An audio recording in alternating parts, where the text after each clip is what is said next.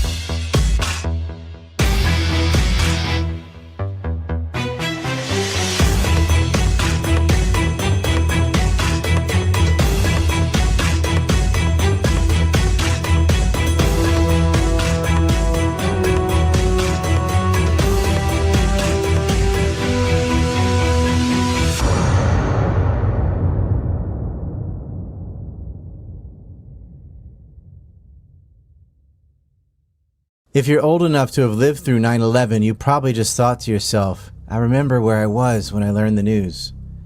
It's a moment burned in our memories like JFK's assassination was for those who were around on that day. We all knew a dynamic shift had been made.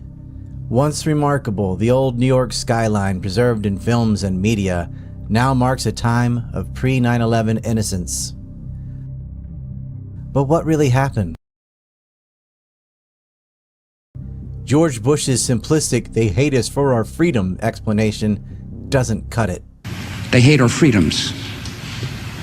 It's a very dark and hard pill to swallow, but there are people of enormous evil and indifference to humanity who are willing to sacrifice the innocent and orchestrate pretexts for wars. It was not their first rodeo. State-sponsored terrorism is not new. Bringing the violence to U.S. soil at this scale shattered the obfuscation that distance provided in the past. Zog had reached a new height of chutzpah.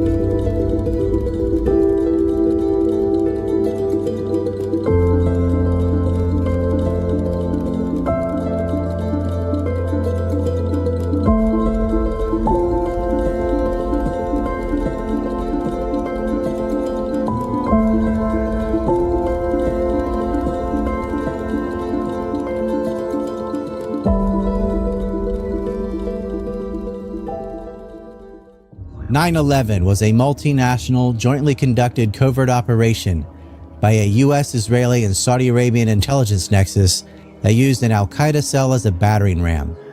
The plot to ram planes into buildings dated back to at least 1995, by men who had previously attacked the World Trade Center in 1993.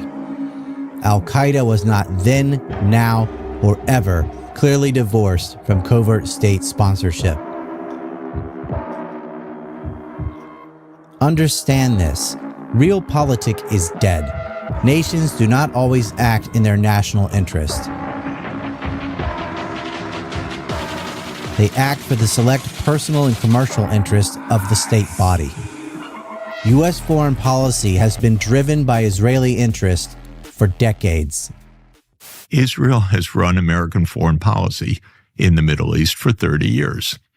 That's how it works. We have an Israel lobby. We have this clean break strategy. We have a plan for 7 wars in 5 years. And what's interesting is they actually kind of carry out this madness. They don't explain any of it to the American people. They don't tell anybody, but you can watch step by step. We've had 6 of those 7 wars. The only one that hasn't happened is Iran. And if you watch every day now, the MSM, the mainstream media, is pushing for U.S. war with Iran. Netanyahu's pushing for war with Iran. It's not a hypothesis. It is fact. Iraq, Iran, and Libya are racing to develop nuclear weapons. So now what is the next step? I believe that the next step is to choose. It's not a question of whether you have to take action. Choose the right one. But what kind of action and against whom? I think of the 3, Saddam is probably in many ways a linchpin. If you take out Saddam's regime, I guarantee you that it will have enormous positive reverberations on the region. Right after 9/11, about 10 days after 9/11, I went through the Pentagon and I saw Secretary Rumsfeld and Deputy Secretary Wolfowitz. I went downstairs just to say hello to some of the people on the Joint Staff who had used to work for me. And one of the generals called me in. He said, "Sir, you got to come in. You got to come in and talk to me a second." I said, "Well, you're too busy." He said, No. He says, "We've made the decision. We're going to war with Iraq." This was on or about the 20th of September. I said, "We're going to war with Iraq. Why?" He said, "I don't know." He said, "I guess they don't know what else to do." So I said, "Well, did they find some information connecting Saddam to Al-Qaeda?" He said, No. He says, "There's nothing new that way. They just made the decision to go to war with Iraq." So I came back to see him a few weeks later. And by that time, we were bombing in Afghanistan. I said, "Are we still going to war with Iraq?" And he said, "Oh, it's worse than that." He said, he reached over on his desk, he picked up a piece of paper, and he said, I just got this down from upstairs," meaning the Secretary of Defense's office today. And he said, "This is a memo that describes how we're going to take out 7 countries in 5 years, starting with Iraq and then Syria, Lebanon, Libya, Somalia, Sudan, and finishing off Iran." Clark is saying already by September 21st, 2001, that they decided to go to war with Iraq. That's only 10 days after 9/11 and only 3 days after anthrax was mailed. The plan was already in motion. By October 20th, they had added the rest of the list. Iraq, Iran, Syria, Libya, and Lebanon had nothing to do with 9/11 or Al-Qaeda in 2001. But now Al-Qaeda is in Iraq, Syria, and Libya thanks to U.S. intervention. 9/11 catalyzed the Zionist script for war, and the U.S. was sent on a multi-trillion-dollar imperial escapade against Israel's enemies, directly against U.S. national interests. Al-Qaeda attacked on 9/11 because of the U.S.'s Israeli-centric violent foreign policy. Al-Qaeda exists in the first place because of the U.S.'s willingness to foster, finance, and arm radical Islamic fundamentalist proxy forces. All of this war and bloodshed could have been prevented and would have been prevented if it had stopped at previous clandestine fiascos. 2 huge covert operations in the 1980s predicated 9/11. Operation Eagle Claw, better known as Iran-Contra, and Operation Cyclone. 2 foreign intelligence agencies were instrumental in working with the U.S. to facilitate these operations. Israel, and Saudi Arabia. Operation Cyclone was the birth of Al-Qaeda, then called the Freedom Fighters. The U.S. embarked on a path of fostering, financing, and arming Islamic fundamentalists to fight the Soviets in a proxy war in Afghanistan. In Iran-Contra, the U.S. used proceeds of both contraband sold to Iran by Israel, as well as the illegal narcotics trade, to finance the off-the-books operation in Nicaragua, where tens of thousands of people were killed. This set up a scenario very similar to what was repeated in Syria later under Timber Sycamore. During the Contra affair, on TV, the U.S. would denounce the Contras publicly while covertly arming them privately. In Syria, it was the same thing. The U.S. would denounce ISIS publicly, but finance and arm them privately through cutouts. What we have is a precedent of America, Israel, and Saudi Arabia working together for jointly conducted covert operations. 9/11 involved all of the same players. There is a reason the U.S. used proxy forces, and a reason the CIA sought foreign sources of money laundering for black budgets. The system of rent-a-terrorists was modeled after the old British system of privateering. This system of privateering is exactly how modern terrorist cells work. The United States and other nations pay their terrorist groups such as Al-Qaeda. They'll attack Russians in Afghanistan. They'll attack the Russians in Chechnya. They'll fight for us in Bosnia or Kosovo or Syria, wherever we tell them to, including the United States itself in a false flag operation. If a terrorist is caught and killed, so what? They're just a terrorist. But the fact that the CIA puts them on the payroll means they're our terrorists. They're modern privateers. Domestically, the FBI does this too with dim-witted pawns who they encourage to do an attack, and then they arrest their own asset to justify larger budgets. Sometimes they don't arrest them until after an attack occurs. Then they cry about the need for greater powers of surveillance. We live in the age of terrorism management. The CIA, through USAID and NGOs, has privateers on land, aka terrorist proxies. Iran-Contra, Afghanistan, and Syria are examples of sustained U.S. support for covert mercenary terrorists. 9/11 was a short operation by comparison, and it was intentionally manipulated to manufacture new conflicts. Get this through your head. Intelligence agencies do not work for the national interest. They have their own ideology, and you're not part of it. They will kill you, they will sponsor killers, and they will lie about all of it. That is how the world works. Under Operation Eagle Claw, the Contras were involved in rape, executions, and torture. In keeping with the distancing factor of the old British system of privateering, combined with the global arms industry market, the U.S. had no shortage of willing partners to needlessly kill for profit. The fact that it was done showed a new step in the magnitude and capacity for multinational covert activities completely divorced from moral limits or even common interest other than profit. As this was going on, the U.S. was secretly funding an army comprised of lunatics to fight in Afghanistan. George Bush Sr. was the director when the CIA was preparing intelligence cells in Afghanistan and Pakistan to fight a proxy war with the Soviet Union in Afghanistan. These modern privateers were labeled freedom fighters. Hollywood boosted this narrative in Rambo 3, and it would be Bush Sr. again as president who commuted sentences and issued pardons for the Iran-Contra conspirators.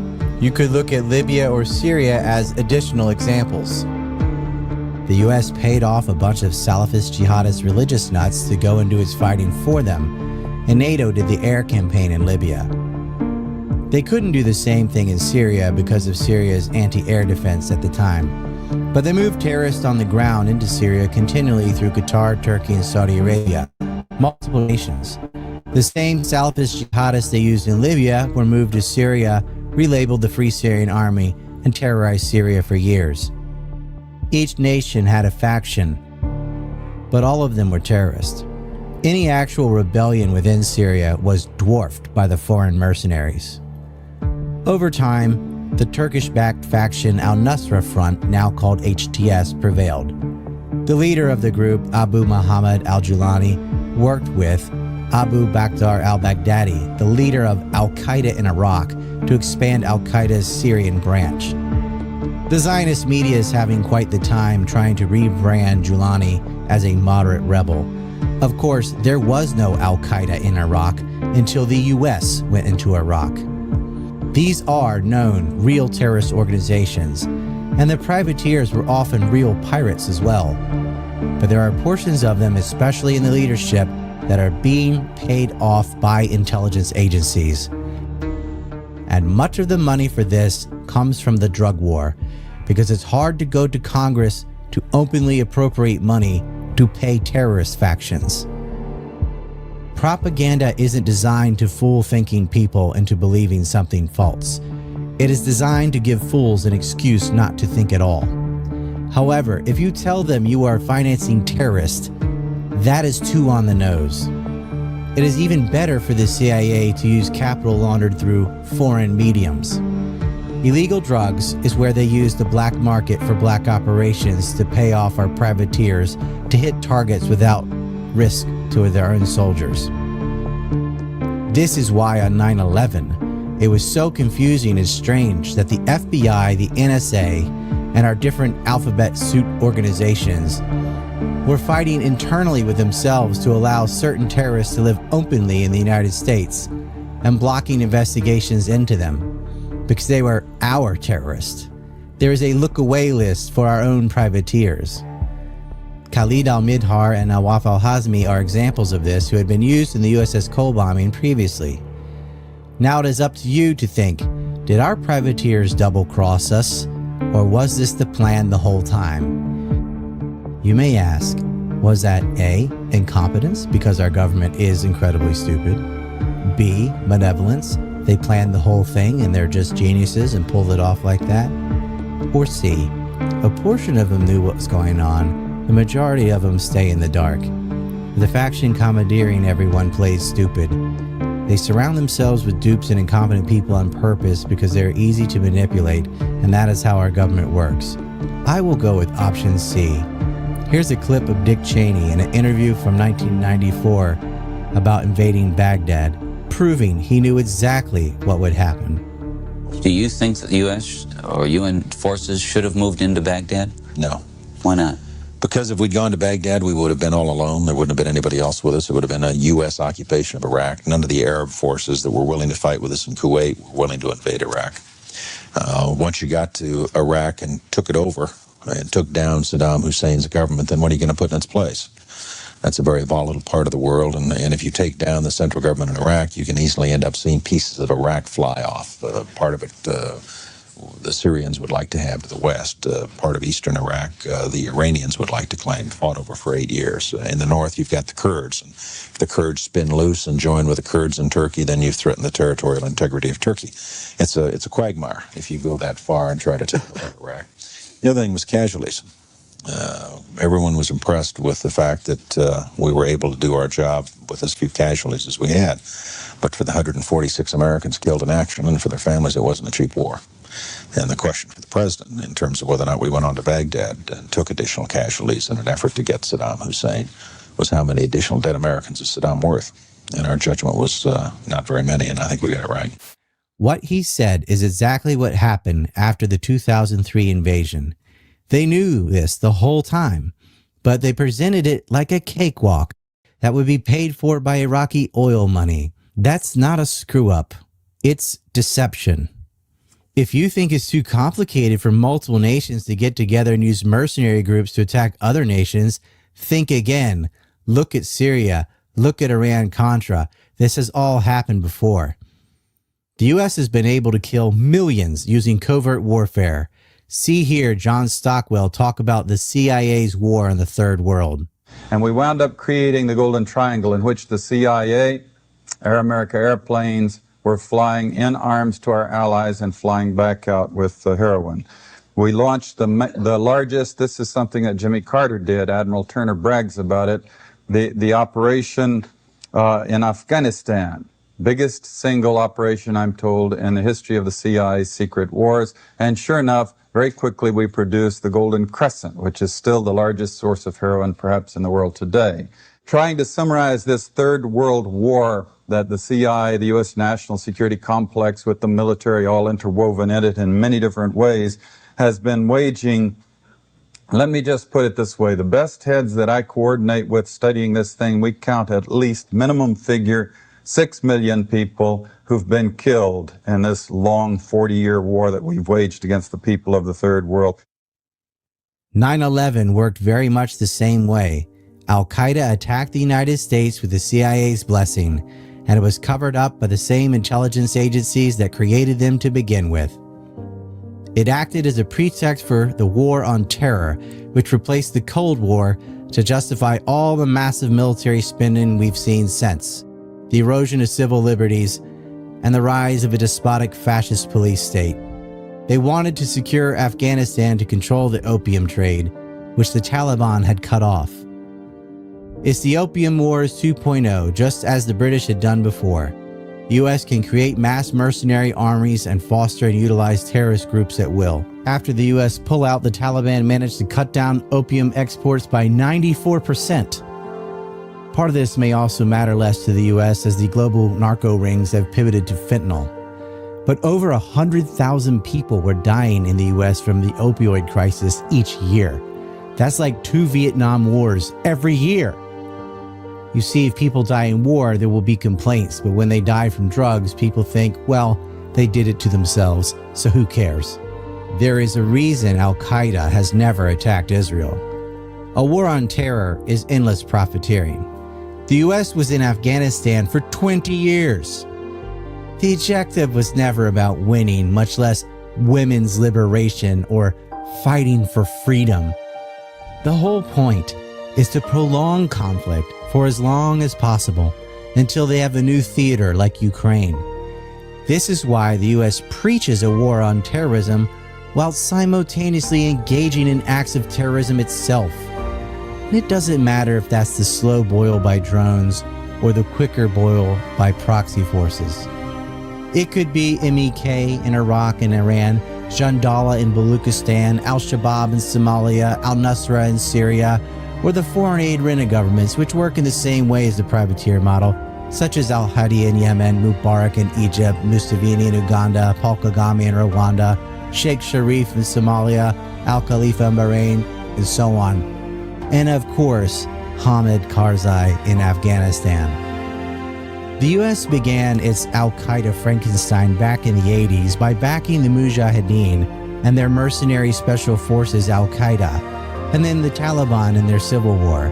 And then the US changed sides on paper to the Northern Alliance, but in reality, it was just the CIA's occupation of the country for its own interest. The American government had a hand-in-glove relationship with Osama bin Laden while they were fighting the Soviets together. This privateer had a religious following and a lot of financial overlap with Saudi Arabia, who is used to finance all of the extreme Sunni Wahhabi terrorist factions. Al-Zawahiri was just as much of an influential privateer as bin Laden, but you never use all of your puppets' faces for the brand sold to the public. As Ali North infamously stated, "But plausible deniability, we wanted to be able to deny a covert operation." Plausible deniability. What he said here is so huge. Though the Iran-Contra operation in particular ended, and don't say to yourself, that was a long time ago, we don't do that anymore. That style of operation has been ongoing. There's a multitude of ways to launder money. Through other nations like Saudi Arabia or Turkey, through bogus NGOs, CIA-assisted narcotics trafficking, and fake foundations to create plausible deniability. Take the case of Fethullah Gulen, living in the US as an imam, but in reality, to anyone with any common sense looking at it, he was just a transparent conduit who the CIA needed to funnel $20 billion worth of funds through to so-called Islamic schools and mosques, which were themselves fronts for training the next round of terrorists. It's a mixture of privateers and useful idiots. They finance the most radical imams and radical madrasas intentionally to farm the next generation of jihadi cannon fodder. The US also backed radical Judaism, You see, the theology doesn't matter. Religious fanatics have a predictable outcome, and that's violence, and that's the goal. Having offshore methods of finance took away domestic scrutiny.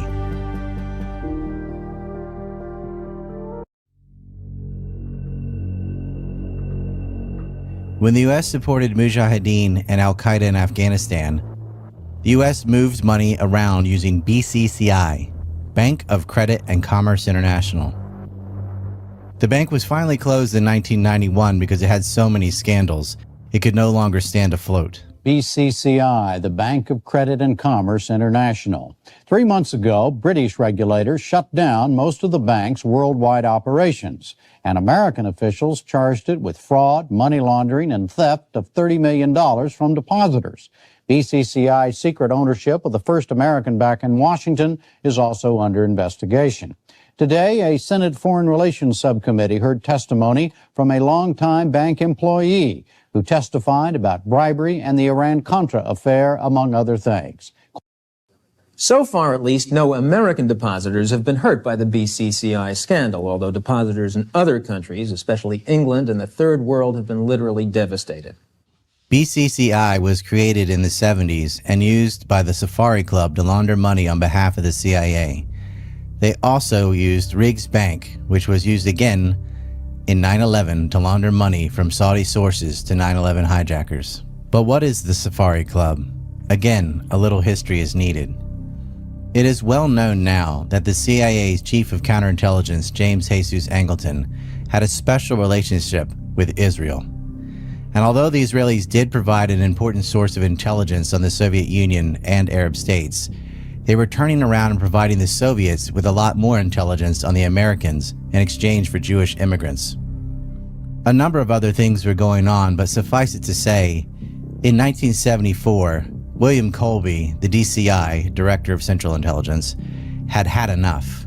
He fired Angleton, and 3 of Angleton's top executives went with him. Because of Watergate, the entire CIA was under investigation, and it underwent some massive house cleaning. At the time, the Vietnam War, or the War of Helicopters and Heroin, was ending, and it was over by April of 1975. The CIA would need to replace the revenue from the drug trade. The new DCI already had been making moves before he had the position. His name was George Bush. Bush's plan in response to the investigations into the CIA's activities was to hide things better rather than fix them. To reduce the reliance on Israeli intel on the Middle East and integrate more back channels of revenue, Bush incorporated his already close business partners, the Saudi royal family. Bush courted future Saudi General Intelligence Director Prince Turki bin Faisal Assad. Clark Clifford, a Truman lackey with deep ties to intelligence, approached the prince's uncle and the GID, General Intelligence Directorate at the time, Sheikh Kamal Adham, with a plan. The idea was to move an intelligence network outside of the U.S. in which worldwide covert operations for the agency would be funded by a host of Saudi banking and charity enterprises. And so, the Safari Club was born. In a 2002 speech at Georgetown University, Prince Turki stated, "In 1976, after the Watergate matters took place here, your intelligence community was literally tied up by Congress. It couldn't do anything. It could not send spies. It could not write reports. It could not pay money. In order to compensate for that, a group of countries got together in the hope of fighting communism and established what was called the Safari Club. The Safari Club included France, Egypt, Saudi Arabia, Morocco, and Iran. The principal aim of this club was that we would share information with each other and help each other countering Soviet influence worldwide, especially in Africa." Of course, Iran was kicked out of that club after the revolution in 1979. It was crucial to rope in the Saudis, who were sitting on the largest oil reserves. As a reaction to the U.S. support for Israel during the Yom Kippur War of 1973, the OPEC nations made an oil embargo against the United States, which resulted in long gas lines and rising prices. It exposed a vulnerability of the military and economic giant. Bringing the House of Saud under the U.S. wing broke the cartel and solved the Watergate syndrome. Note that Yom Kippur was itself a response to the U.S. support for Israel in the Six-Day War of 1967, in which the Israelis blatantly attacked a U.S. ship. However, with JFK dead, LBJ had no interest in punishing Israel. Instead, he put a gag order on the ship's survivors. The Israeli subversion of the U.S. began November 22, 1963, and it has only gotten worse over time. The Safari Club was just joining the U.S.-Israeli nexus that already existed. Researcher Peter Dale Scott referred to the Safari Club as a second CIA. At this time, over $10 million from the CIA's operations accounts at Riggs Bank were simply transferred over to Saudi Arabia. To hide from Congress, they would need to launder money overseas and in multiple institutions. So with a green light from Bush, Kamal Adham transformed a small merchant bank in Pakistan into a worldwide network, buying up banks to soak up the clandestine money laundering backbone for the empire, and this was BCCI. From covert missions in Africa to the Contras to Al-Qaeda, everybody used BCCI. With the Safari Club, the CIA were officially a multinational gang of drug running and terrorism. Israel also was never purged from its position in the syndicate. Even under the more even-handed Carter administration with Admiral Turner as the DCI, the Israelis maintained a mole with Turner's underling, Ted Shackley, the blonde ghost, and proceeded to integrate with all U.S. departments even deeper than Saudi Arabia. Now, when it comes to 9/11, let it be no shock that all of these factions arise again and cover for each other. With BCCI gone in 1991, the agency went right back to its roots with the old-school sources such as Riggs Bank. Interestingly, King Faisal of Saudi Arabia, who both ended slavery there in 1962 and utilized the OPEC oil weapon in 1973, was assassinated in 1975 by a relative who had just visited the United States.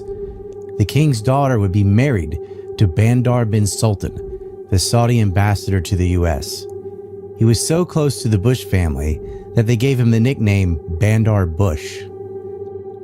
Both would land positions as head of intelligence in their countries, Bush in 1976 and Bandar in 2012. And Prince Bandar played a key role in assisting 9/11 terrorists.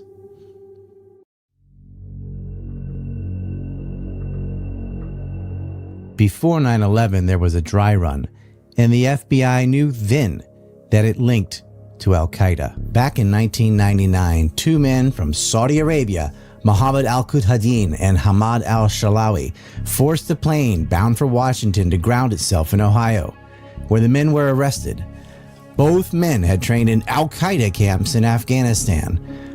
Both were in contact with an Al-Qaeda operative, Ghassan Abdul Ghazid al-Shabri, who was flagged by the Phoenix EC program, as well as the Saudi government. And both had their plane tickets paid for by the Saudi government. They tried multiple times to enter the cockpit, and their excuse to the FBI was, "We thought it was the bathroom." Even though they had asked the stewardess where the bathroom was and she directed them to the back of the plane, they go to the front. They knew it was the cockpit. But that was a good enough excuse, apparently, because the FBI let him go. Later, another Al-Qaeda suspect under investigation, Zakari Sobra, was discovered driving Mohammed al-Qudhadin's car. Why did he have his car? Perhaps because this Arizona Al-Qaeda recruiter is who drove him to the airport on the day they got on the flight, where they ended up getting arrested for trying to enter the cockpit.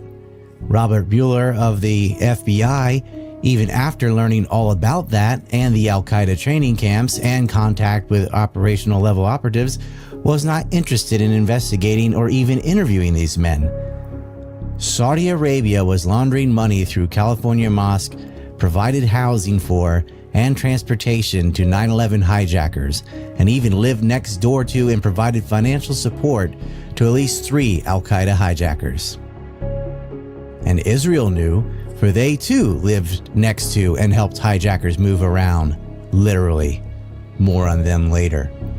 It would not be the first time that Israel, Saudi Arabia, and the United States covertly supported al-Qaeda, nor would it be the last.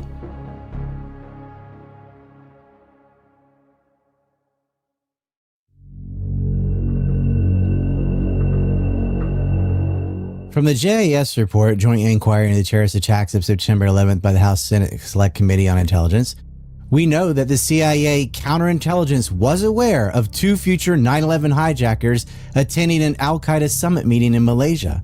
They had their names and pictures. Later, the CIA tried to deny that they knew that Khalid Sheikh Mohammed was also at this meeting, but cables shared from Private Manning to WikiLeaks proved otherwise. Flight 77 hijackers Nawif al-Hazmi and Khalid al-Midhar entered the US using their real names, but the CIA did not alert the FBI. Once in California, the hijackers were assisted by a man named Omar Bayoumi. Bayoumi had been employed by Hamid al-Rashid of the Saudi Arabian government.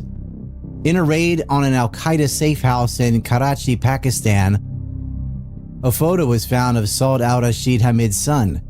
It's circumstantial, but it's still suspicious. The FBI issued a report on Bayoumi in 1998 because he had been in contact with several FBI suspects. Bayoumi also moved $400,000 from Saudi Arabia to build a Kurdish mosque in San Diego. Eldel Rafia, an administrator at the mosque, allowed his bank account to receive funds from Ammar al-Baluchi, also called Ali Abdul Aziz Ali, on behalf of hijacker Hazmi. April 18, 2000. Ali also wired $500,000 to Marwan al-Shehi in New York on June 29, 2000. Marwan was the hijacker pilot of Flight 175 that hit the South Tower on September 11th. Omar Bayoumi met the hijackers shortly after they arrived in a restaurant in Culver City, a suburb of LA. There they met up with a cleric named Sheikh Fahad al-Thurmeri, the Imam of the King Fahad Mosque in Culver City. Fahad claimed to the authorities that he didn't know Bayoumi, but later, phone call records of over 6 calls proved otherwise. Bayoumi allowed the al-Qaeda hijackers to live in his apartment, and then he signed their lease and paid their first month's rent for their own apartment in San Diego, and then moved in a place in the same neighborhood. In an FBI report declassified in 2021, they found phone numbers linking Bayoumi to a known Tier 1 terrorist support entity, also directly to Muttaib al-Sudari, the roommate of key Osama bin Laden logistics facilitator Ziad Khalil, a man who delivered the satellite phone to Osama bin Laden in Afghanistan, which he used to coordinate the 1998 U.S. Embassy bombings. Al-Bayoumi reportedly had a no-show job with Dala Avco, a Saudi contractor of the Saudi Civil Aviation Authority. What services was Al-Bayoumi providing in exchange for his salary and other funding? Why would Dala Avco be willing to employ Al-Bayoumi in this capacity? Bayoumi's allowances from Dala Avco were dramatically increased beginning in April 2000. It's not rocket surgery. In 2022, footage was made public showing Bayoumi and the hijackers having a dinner party. That is not something you do for random Muslim tourists. Now to that CBS News exclusive, new evidence of a link between 2 9/11 hijackers and a man said to be on Saudi Arabia's intelligence agency payroll. We see them together in newly released video turned over to family members of 9/11 victims last month, along with more than 14,000 pages of documents. The evidence obtained from British authorities raises new questions, actually renews an old one. Did the Saudi government assist the hijackers on 9/11? Midar can be seen here in the kitchen. The party's host, a Saudi national, Omar al-Bayoumi, who British police arrested after 9/11 and from whom they seized the videos and documents. Bayoumi was on the payroll of Saudi intelligence, a fact that was not confirmed at the time of the 9/11 Commission report. In addition to this, more footage was finally released of Bayoumi casing the Capitol building in D.C. He noted how many entrances it had and filmed security personnel while referring to the plan. This emerged as part of a lawsuit by 9/11 victims' families.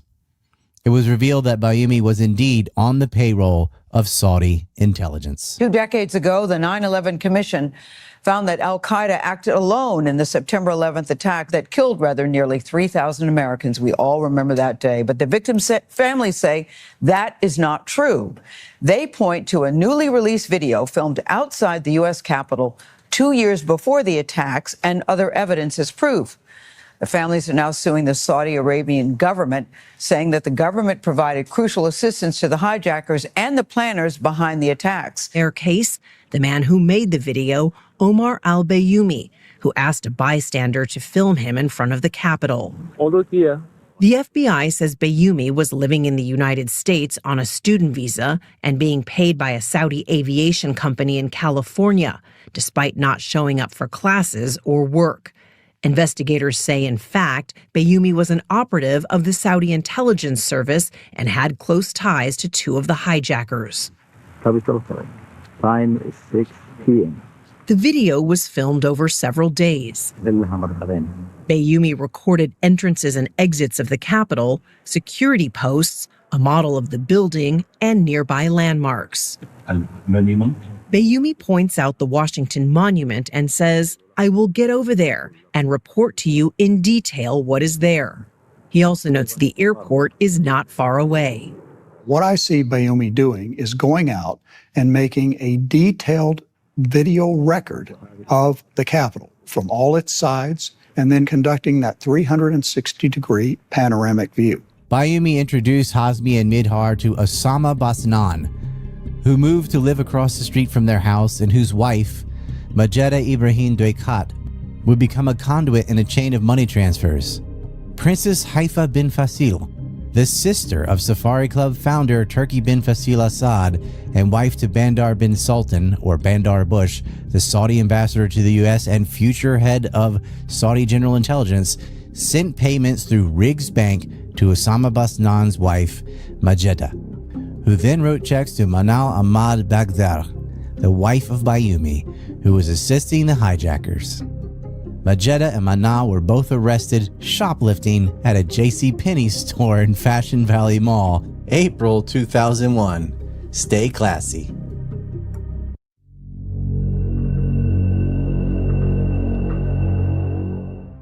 Ammar al-Baluchi transferred Flight 175 hijackers Manwar al-Sheikh's money from a company in the UAE to al-Sheikh in the US.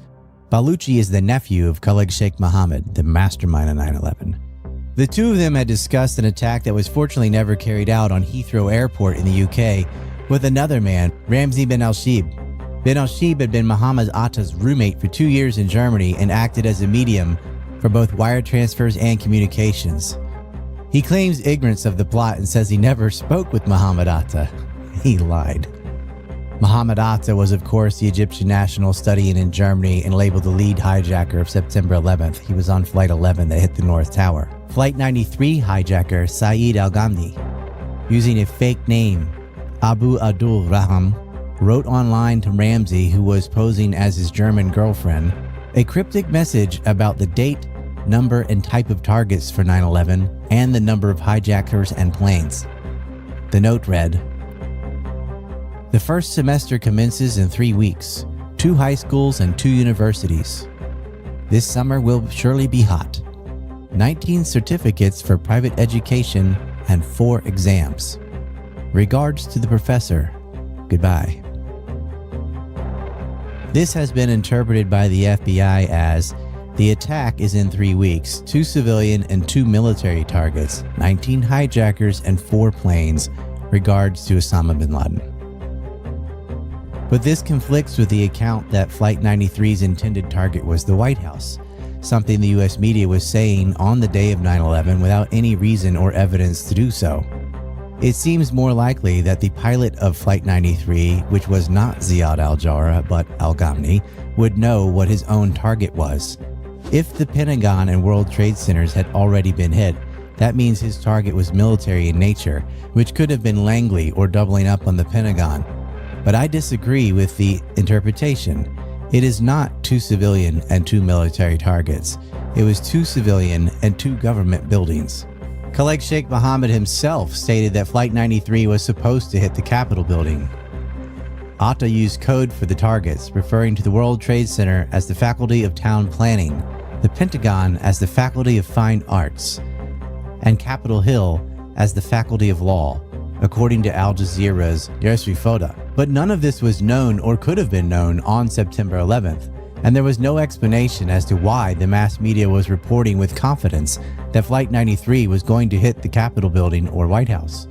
Did one of them just guess at it and all of the rest copied the report? Or were they staying on script? Mustafa al-Hassawi financed 7 of the 9/11 hijackers. Rather than just wire transfers, he was given power of attorney over Flight 175 hijacker Fayez Bani Hamad's bank account in the UAE, which he could use to mail a blank card to Fayez in Florida and then clean out the remaining money after 9/11. Hassawi, Baluchi, and Merashib all landed in Gitmo with Khalid Sheikh Mohammed and were tortured. Yet none of the men working under the Saudi royals went to any type of jail at all. You may ask, where were these men getting all of this money from? Osama bin Laden? No.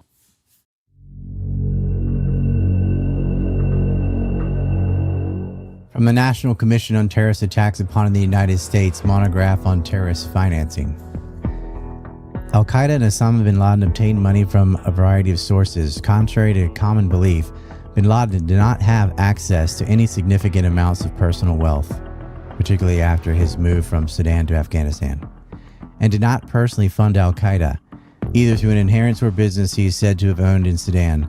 Rather, Al-Qaeda was funded to the tune of approximately $30 million per year by diversions of money from Islamic charities and the use of well-placed financial facilitators who gathered the money from both witting and unwitting donors, primarily in the Gulf region.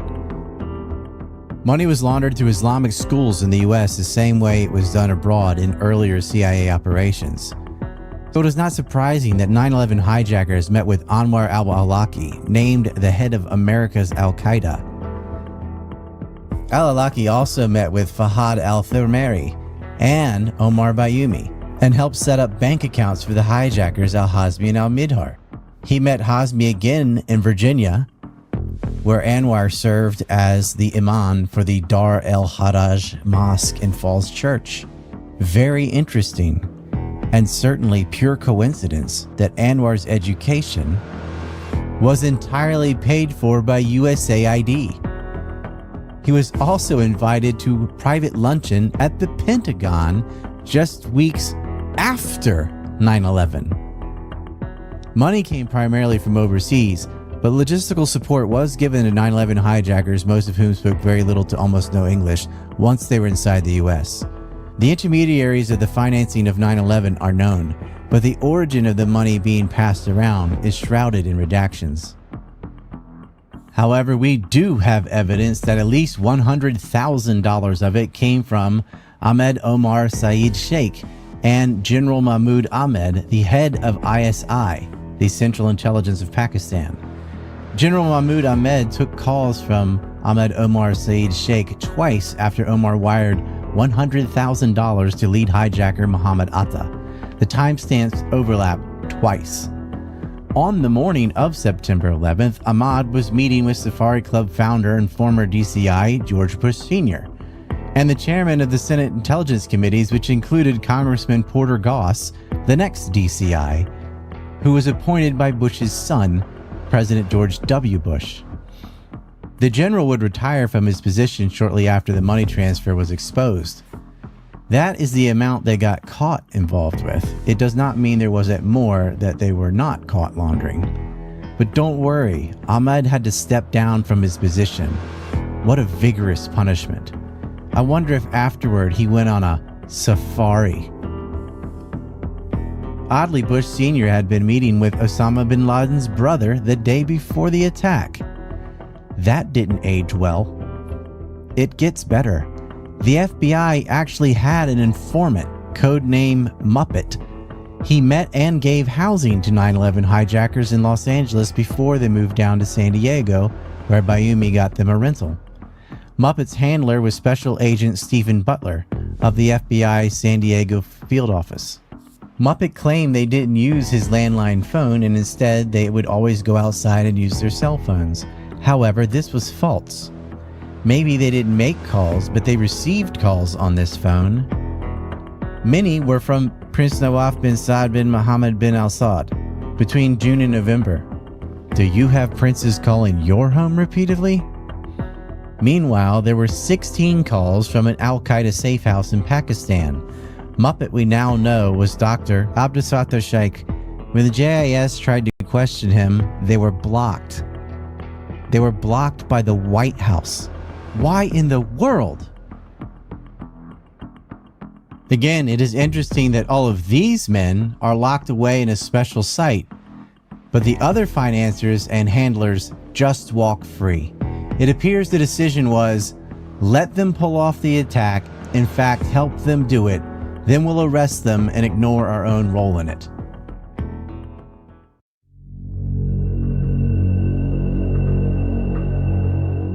First, a bit on compartmentalization. When engaged in a criminal activity, the left hand and the right hand and all the fingers are blind. That is, one side doesn't know what the other sides are doing at the end of the chain. Financial threads are redundant and they do not cross. If someone is arrested, you cannot construct a series of plea bargains all the way up to the top. And if one financial channel fails or is exposed, the redundant streams continue. We have been focusing on who funded the end of the rope, but what about the middle of the rope? Who was paying them? The middle worked like this. A wealthy patron or administrator of a charitable organization will donate to an imam. The imam is both an imam and an Al-Qaeda operative. The donor can play stupid and say, I was just giving money to this or that mosque. The mosque then supports Al-Qaeda members under the pretense that they thought they were just assisting refugees or students. Plausible deniability is built in. But it really doesn't jive when these same individuals have phone records and in-person meetings with Al-Qaeda terrorists. That is where the deniability falls apart. Specifically, Muhammad Ghalib Khaliji Zuladi, or Abu Talha, the brother-in-law of Osama bin Laden, who was one of Reagan's freedom fighters in 1989, sent money to Mamoun Darkazanli Import-Export Company. Mamoun Darkazanli was to Maran al-Shehi, the suicidal pilot who hit the South Tower, what Mohammed Zammar was to Muhammad Atta, the suicidal pilot that hit the North Tower, and he knew them both. The Spanish judge, Baltasar Garzon, deemed him Al-Qaeda's chief financer and bin Laden's point man for all of Europe. There is also the Al-Rashi Banking and Investment Corporation, the primary bank for a number of charities that serve Al-Qaeda front groups. Al-Haramain Islamic Foundation, the Muslim World League, and the International Islamic Relief Organization all funneled terrorist financing and support through the Al-Rahi Banking and Investment Corporation system. One of the hijackers in the September 11th attack, Abdul Al-Aziz Al-Omari, infamous for appearing in the ATM photo with Muhammad Atta on September 10th, held a bank account with Al-Rahi Banking and Investment Corporation. There is the NBC.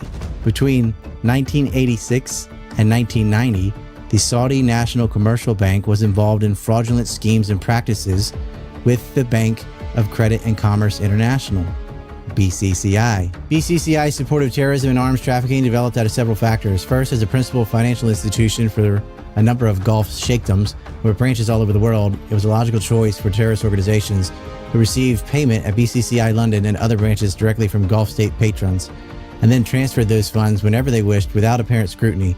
Secondly, BCCI's flexibility regarding the falsification of documentation was helpful for such activities. BCCI's chief operating officer and major shareholder, Khalid bin Salim bin Mahfouz, was the National Commercial Bank chairman and later the president and CEO. He moved $74 million into the International Islamic Relief Organization run by Mohammed Jamal Khalifa, Osama bin Laden's other brother-in-law.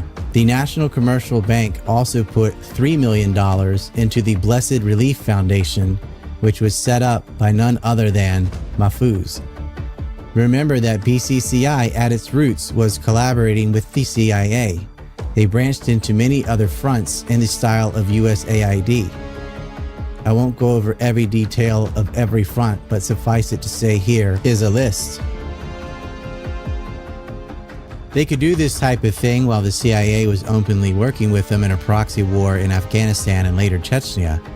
But with BCCI falling apart and Osama bin Laden attacking embassies and hotels, the networks were reeled in and/or, unfortunately, just pushed under the rug.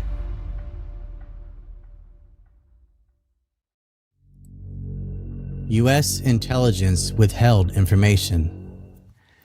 Why didn't the CIA share information about al-Qaeda operatives living in America with the FBI? The men responsible for withholding this information were George Tenet, Richard Blee, and Cofer Black. Counterterrorism czar Richard Clarke accused them of a cover-up. In the best-case scenario, the CIA, ever the juvenile rival of the FBI, simply didn't want the FBI to nab the al-Qaeda operatives because perhaps the CIA was trying to flip one of them in order to get a man inside al-Qaeda. After all, these men had fought in Bosnia, Chechnya, and Afghanistan against America's enemies. All the killing then was okay. And then the hijackers simply played along and then double-crossed the CIA. It's unprofessional and incompetent, but it's still better than the alternative explanation. The CIA was supporting the operation, and incompetence was their deniability. Given the CIA's behavior with the East Coast hijackers, including the ringleader Mohammed Atta, who the CIA and the Pentagon had been following since they were in Hamburg, Germany, and whose cell numbers they had, which they still did not share with the FBI, the most plausible explanation is that these men were shielded on purpose. Furthermore, in 2001, the CIA's Bin Laden unit, Alex Station, reduced the FBI's access to NSA material tracking al-Qaeda members. There is just too much to chalk up to a screw-up. The Saudi royals were simply working with the CIA counterintelligence office as they had done for decades, and the US simply covered it up. Everyone knew too much. Was the brass at the CIA just motivated by enormous wealth the war on terror would create for the MIC? Or had they also been persuaded by a foreign power? Sadly, that seems to be the case.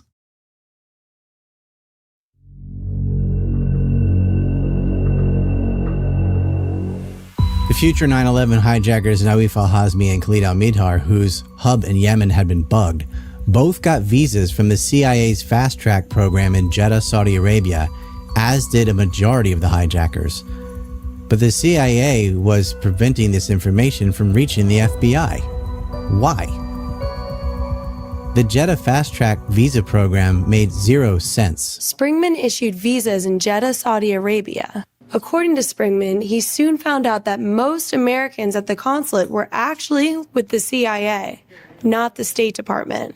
Springman says his boss, the American Consul General, Jay Freres, demanded that he grant visas for people who wouldn't normally qualify. And I had been part of a program to issue visas under questionable circumstances to a variety of people who had no ties either to their own country or to Saudi Arabia. It was really a program to recruit and train terrorists to come to the United States for training and then be sent back to Afghanistan for use in the war against the then Soviet Union. And part of the mix was Osama bin Laden, who was then working for the CIA as an asset to recruit people from all over the Middle East and North Africa and South Asia.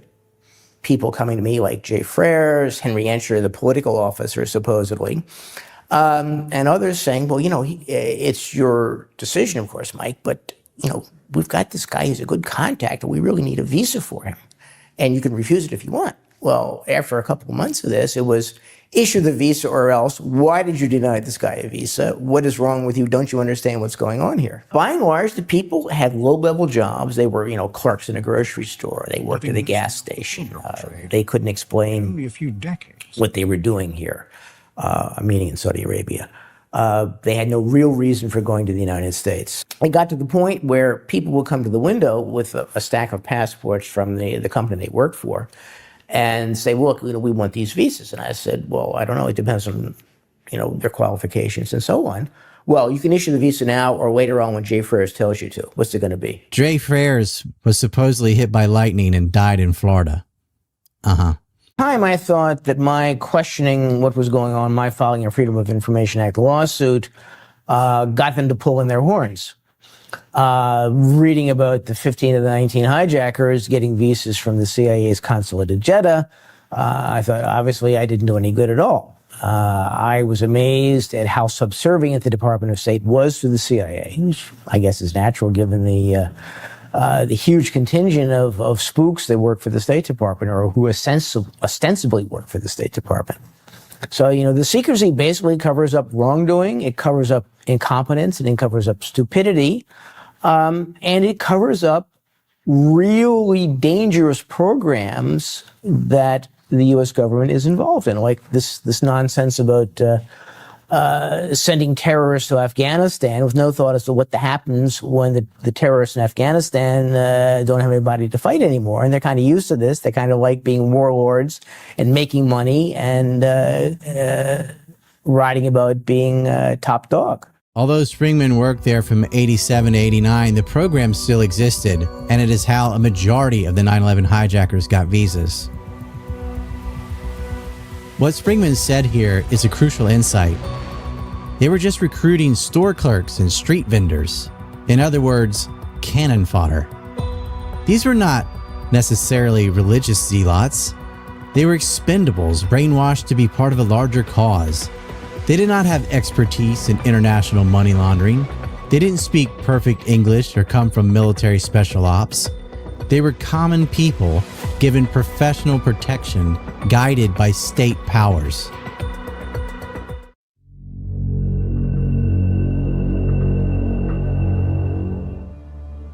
Doug Miller, formerly an FBI agent who had worked in the CIA's bin Laden issue station, learned in 2000 that the two Saudi nationals, Khalid al-Midhar and Nawif al-Hazmi, were living in California under the real names. Miller wanted to inform the FBI, but the CIA prevented him from doing so. Miller's draft cable to the FBI was later found and revealed that the CIA had been tracking the two hijackers' entry into the United States over a year before the attack. Why didn't they act? Why did they block the FBI headquarters from intel on terrorists? In addition to that, Mark Rossini, an FBI agent who also served in the interagency team, Bin Laden Issue Station, or Alex Station, also tried to warn the FBI about the known terrorist who had entered the US, but he too was stopped by the CIA, specifically by Michael Ann Casey. Casey would go on to become the director of the NCSC, National Counterintelligence and Security Center, in 2023 under Joe Biden. Another cohort, Alfreya Francis Bikowski, the manager of Alex Station, lied and said she did deliver the information about al-Midhar to the FBI headquarters, but the logbooks show otherwise. Eleanor Hill, staff director of the Congressional Inquiry, claims investigators found no evidence that the FBI had ever received the information. This is a step further than just blocking the information. This is intentional deception. Alfreya Francis Bikowski went on to play such a central role in the CIA's rendition and torture program that she was dubbed the Queen of Torture. She is known now as Alfreya Schur. She married Michael Schur, the chief of the Bin Laden unit, as well as the special advisor to the Bin Laden unit. You can't make this stuff up. How lovely that the woman who failed to act on 9/11 intel and lied about sharing it got to be the person in charge of interrogating the suspects under torture. However, it might not have mattered if it did reach the FBI, as the FBI did not listen to their own sources on the matter. As verified by FBI translators Bahruz Sashar and Sibel Edmonds, there was an Iranian informant who 4 months before September 11th warned of an attack by Osama bin Laden using airplanes to hit U.S. targets, and that the agents were already inside the United States. Sarshar submitted his report marked very urgent to Special Agent in Charge Thomas Friels, who promptly ignored them. This report was also made in writing to the Justice Department's Inspector General Glenn Fine, who also ignored it. Sibel Edmonds also discovered an audio file on September 12th celebrating a mission accomplished. Her supervisor, Mike Fagale, didn't want to hear it. This is the same man who hired Turkish translators who did not have English proficiency, who were passing on top secret information to the American Turkish Council. One of Mike Fagale's translators, Malik Dickerson, was involved in that cabal. She was sharing documents from the FBI with groups outside of the FBI for money. A department within a department. In the same way the Pentagon had the Office of Special Plans comprised of hardline Zionists cherry-picking and fabricating information to use as war propaganda, a similar structure existed in counterterrorism. Much like the CIA tries to manage the narcotics trade rather than ending it, terrorists can be directed at political enemies rather than just being arrested. Pascal Demuro, the inspector in charge of the FBI's investigation into the attacks, professed that Richard Blee, who took over from Michael Schur as chief of the Bin Laden unit, and his deputy, Thomas Wilshire, prevented information about the 9/11 hijackers from being shared with the FBI. The reality was, Alex Station was not a jointly shared outfit of the CIA and FBI. It was just run by the CIA. While en route to the Al-Qaeda summit meeting in Malaysia, Midhar stopped in Dubai, and the CIA broke into his hotel room and copied his passport. 100% they knew that he had a multi-entry visa for the United States, and they refused to share this information or allow others who discovered it to inform the FBI. In his book, The Looming Tower, Lawrence Wright reports on how a USS Cole bombing investigator, Steve Bongard, was accidentally CC'd on an email from Dina Corsi of FBI intelligence, who for some reason decided they could not share certain intel with the criminal division. Information about Al-Midar already being inside the United States. Steve responded, "Dina, you've got to be kidding me. Midar is in the country? Steve, you got to delete that," she told him, referring to the email. She said he had no right to the information. "We'll have a conference call about it tomorrow." The next day, Corsi called over the secure phone. A CIA supervisor at Alex Station was also on the line. They told Bongard he would have to stand down in the effort to find Midar. They explained how the wall prevented them from sharing any further information. Bongard repeated his complaints that the wall was a bureaucratic fiction and that it was preventing the agents from doing their work. "If this guy is in the country, it's not because he's going to fucking Disneyland," he said. But he was told once again, not only by Corsi, but also by her supervisor at the bureau, to stand down. The next day, Bongard sent Corsi an angry email. "Whatever has happened to this, someday somebody will die. And wall or not, the public will not understand why we are not more effective in throwing every resource we had at certain problems."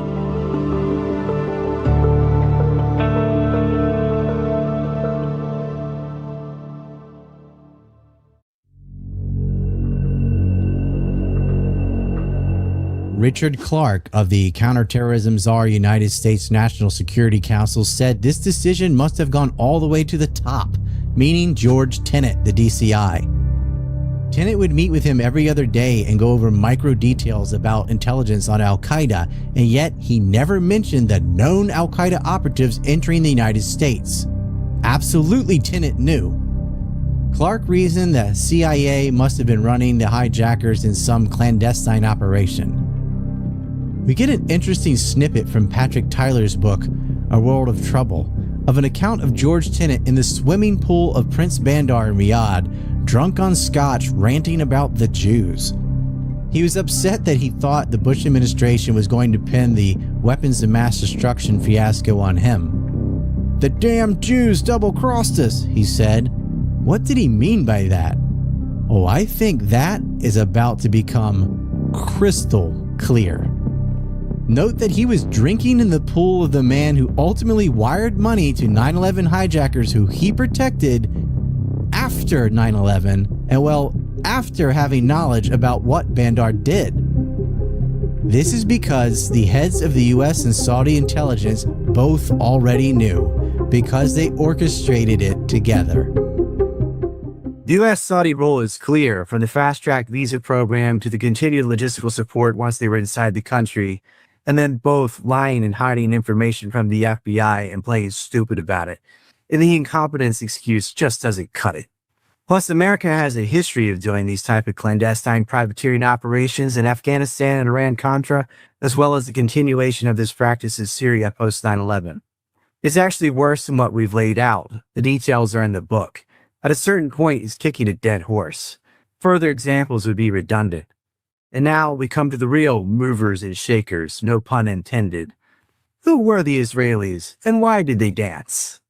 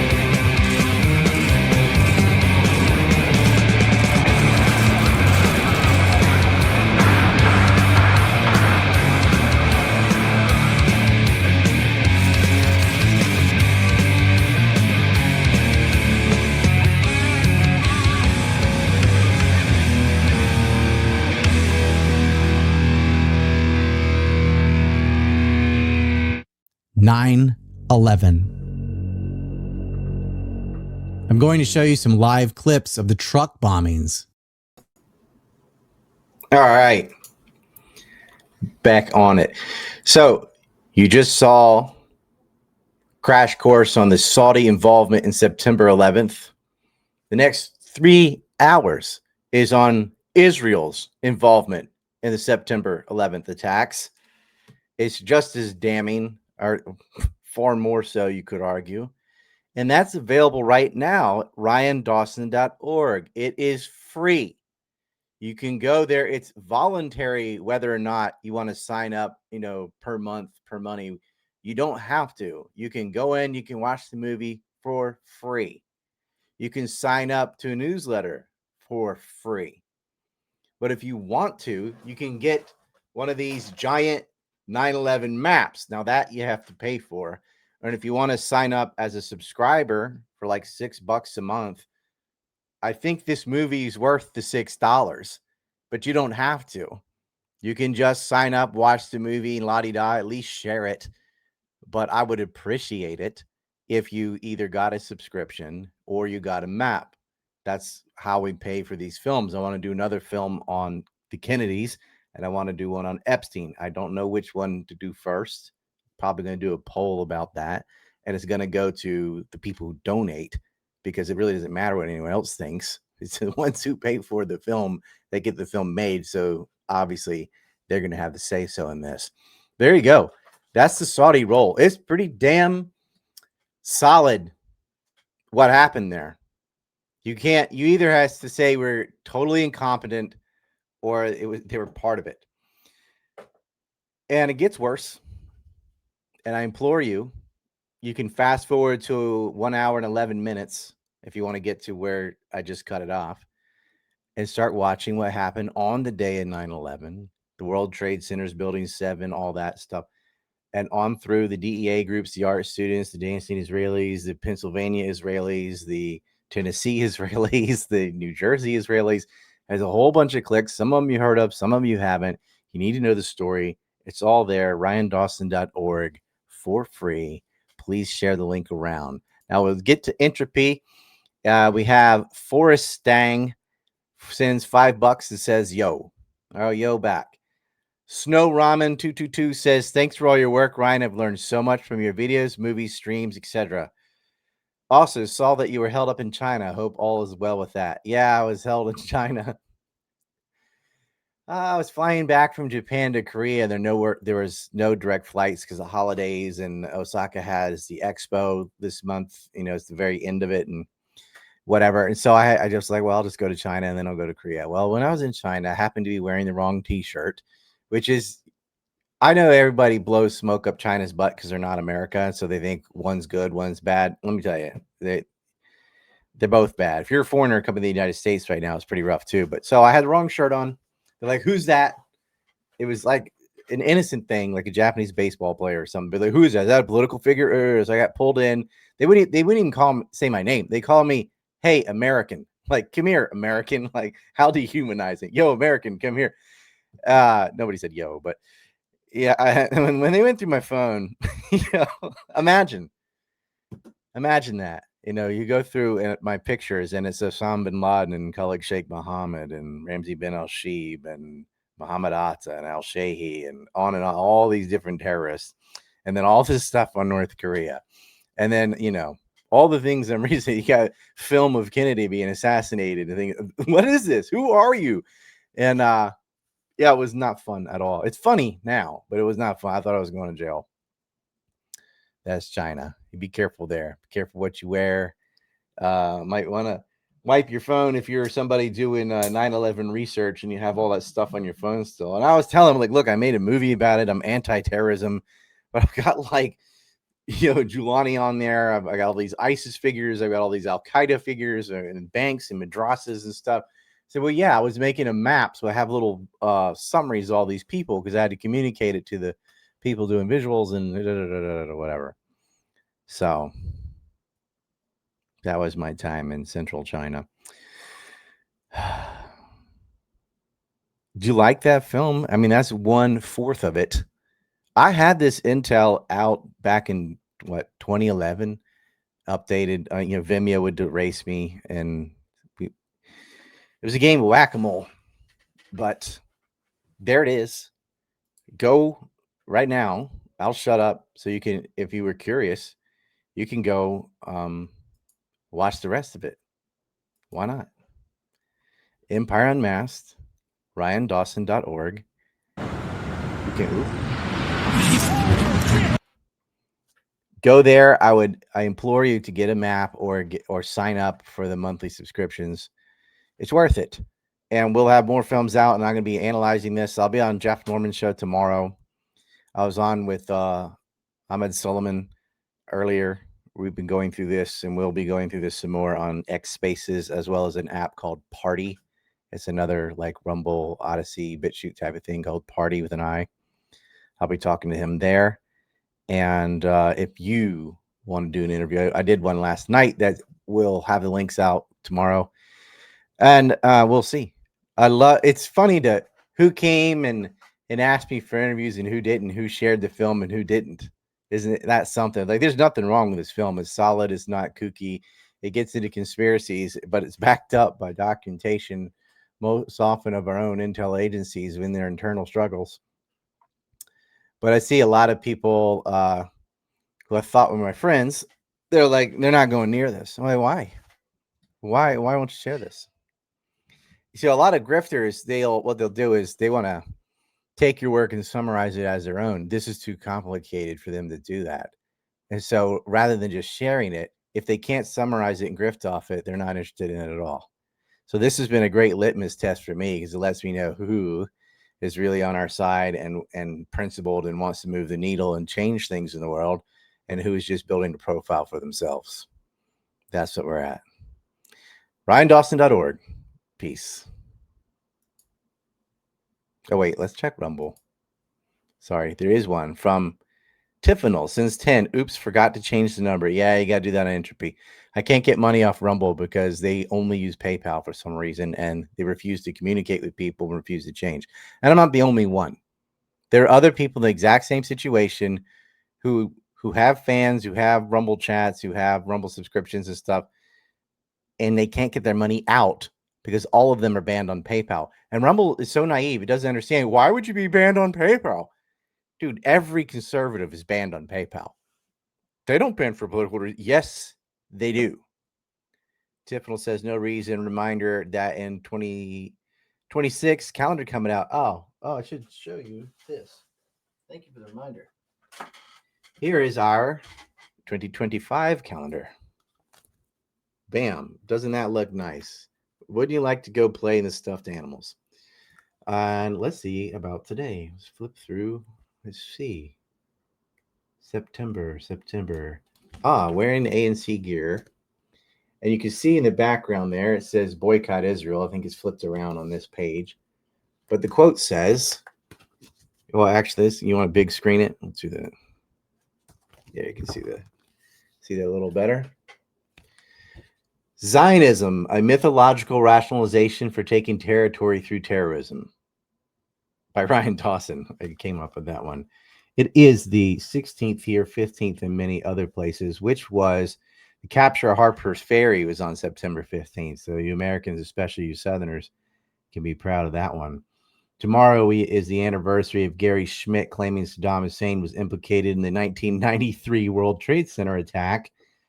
And it's also the anniversary of the Camp David Accords, where Egypt sells out to Israel and Zionist America. And on the 17th is the Super Harvester Moon. And that's the Native Americans give names to all the different moons. And it is a full moon is what it means for September. And the day after that, Ruth Bader Ginsburg died. And this is when, of course, September 18th is very important for when the first mailings of anthrax occurred. And so we do these calendars every year. If you missed, we're in October, man. I'm so off. My brain's so September 11th. I read wrong month. Here is October's lady, whatever. And the quote is, work harder on yourself than you work on your job. This will improve both. That's from Jim Rohn. And so here, tomorrow, the 16th, Cuban Missile Crisis begins. Well, that's a big one. And of course, yesterday was Columbus Day, where a fanatic came and read a proclamation from the Pope that said, all this land is ours and we have the right to kill you. This is really disgusting watching the Columbus Day stuff saying, oh, indigenous people used to fight with each other, so therefore they're not innocent. Or Europeans fight with each other. Would that give a power, let's say, like the Mongols that come over and just murder everyone? No. And genocide's not okay. And the Mongols cannot point to say, well, you fought with each other anyway, so what's it matter? We can just burn your cities and murder all the people. No, that was definitely wrong. And what the Spanish did in particular to Native Americans was definitely wrong. And you can't do so like cherry pick. Well, the Aztecs had human sacrifice, according to Spanish friars who said that about everybody. Okay, well, the Vikings had human sacrifice. Can we just wipe out Scandinavia? No, you can't. That different cultures do different things. None of it, no matter what they're doing, gives you the right to murder millions of innocent people and steal their stuff. Oh, it wasn't theft. It was conquest. Oh, okay. So stealing's no longer wrong if you also shoot them. So if you murder them and steal their stuff, then it's not theft. You're taking it rather than stealing it. Oh, that's way better. That's much more moral. Fuck you. All right. And let's go to entropy. Voluntress sends in 25 and says, fuck Israel. Israel. That's exactly what it is, because it's not El. El has been gone from Israel. El being the Sumerian pantheon god that actually had a good version of the creation story. If you've never seen the original story about Adam, which is Adam from Adam and Eve, and the fall of the garden, how the Hebes changed it. Something you might want to look up. You might want to see the Babylonian beginnings of that story too, and they, of course, are also taking it from the Sumerians. But very interesting, the original things of that Earth is the temple, that God made us this thing, and that we are supposed to utilize it in a way that will maximum benefit. That everything you needed was given to you in the beginning. It's a neat concept, because if you look around, it's just dirt, trees, rocks, rivers, and so on. Like, the trees are there for life. The rivers are the arteries that, I mean, without trees, I have a wooden desk right in front of me. We need them to breathe. We need them dead. We need them alive. We utilize them for everything. So they have this tree of life and tree of knowledge. They're metaphoric. I mean, I don't mean literally like a magic tree, but trees in general, rivers in general, are here as it's a system and a symbiotic that we're all living off this earth, this planet. It's not clear whether they knew it was a planet or not, but this place, this is Eden. This is everything. And so when you look around at the stuff that was here from the beginning, the sand and the trees and the rocks and so on, that you have a symbiotic relationship with, everything you have today, including the phone or computer you're looking at, all those plastics and everything came out of the earth, was arranged in a new order, and now you have a phone. Now you cut down trees, you masonry with the stones, and now you have a house. Now you have a skyscraper. Everything you have was already there. The key to unlocking the potential of nature is knowledge. This is what Gnostics go for. And the tree of knowledge, which is a story about how humans gain free will, that they are made in God's image. That does not mean physically like you look like God, or God looks like a person, like arms and legs, like a monkey. Made in his image, made like us, means they are like us in that they have free will, that they are conscious, that they have self-awareness like gods. Not you look like us. But of course, King James changed it. They threw everything upside down. You're supposed to pursue knowledge. You're supposed to gain more consciousness, more awareness, and figure out the garden through this knowledge gaining process to create a more heavenly type of place right here. But what the Jewish story is knowledge is bad. It's a sin. You weren't supposed to eat off the tree and be like the gods. You're challenging Yahweh. He wants you to be ignorant. He wants you to be a slave. He wants you to obey. And you are punished and cast out for gaining free will. They wanted you to be little automatrons with no free will. Why was it wrong for Eve and then Adam to gain knowledge from the tree of knowledge? Well, it wasn't. It wasn't to El. It wasn't to the other gods. Only Yahweh has a fit about it. Only Yahweh would flood the earth and murder anyway. It's religious stories.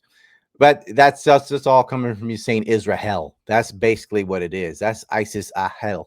Hell meaning hell, like the Christian version of hell, which didn't exist back then. They had a Sheol, a little different. But that's where you're at.